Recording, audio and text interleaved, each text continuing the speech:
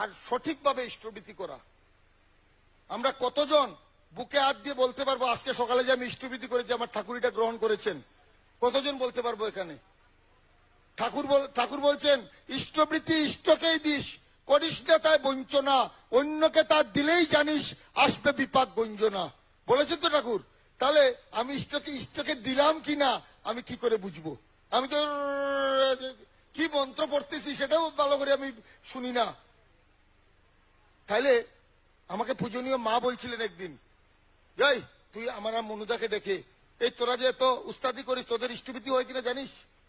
আমি তো বললাম পেশাদে, মার সঙ্গে কথা, তোর কত করতে পারি না, আগে জানি না যে বলে একটা 10 টাকার নোট হাতে ধরিয়ে দিলেন আমাকে, মায়ের ঘরেই দেওয়া ঘরে, বলে এই টাকাটা ধর, কর, চোখ বন্ধ করে ইষ্টবৃত্তি কর। ঠাকুরকে দেখছিস? বলে আগে না। দাদাকে দেখছিস? আগে না। বাবাইকে দেখছিস? আগে না। অবিনকে দেখছিস না? কাউকে দেখছিস না। তাহলে ইষ্টবৃত্তি কাকে দিচ্ছিস? খাইলাম পাম, কইলেন ব এখানে ভালো করে যতক্ষণ পর্যন্ত ঠাকুর মাথার মধ্যে আইতে না ততক্ষণ মধ্যে নিবেদন করিস না ইষ্টবৃত্তি। ও বুঝলাম ইষ্টবৃত্তি ইষ্টকে দিস, করিস না তাই বঞ্চনা, অন্যকে তা দিলেই জানিস আসবে বিপাক গঞ্জনা।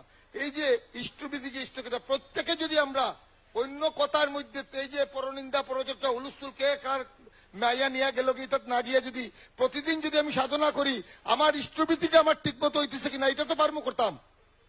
মেটার 5 পয়সা হইতে পারে, মেটার একটা চাউল হইতে পারে, এটা সাবজেক্ট না। ঠাকুর কইছেন না আমার 1 লক্ষ টাকা দিয়ে ইষ্টবৃত্তি করো।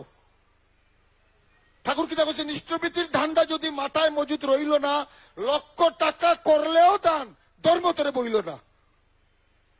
তা আমার ইষ্টবৃত্তির ধান্দাটা কি মাথায় মজুদ আছে? প্রতিদিন কি ভাবি আজকে সকালে তো ইষ্টবৃত্তি ঠিক মতো হয়েছে না ভাই, আগামীকাল সকালে কিলা ঠিক মতো হয়, কিতা করলে ঠাকুর তোমার ইষ্টবৃত্তিটা ঠিক হইব?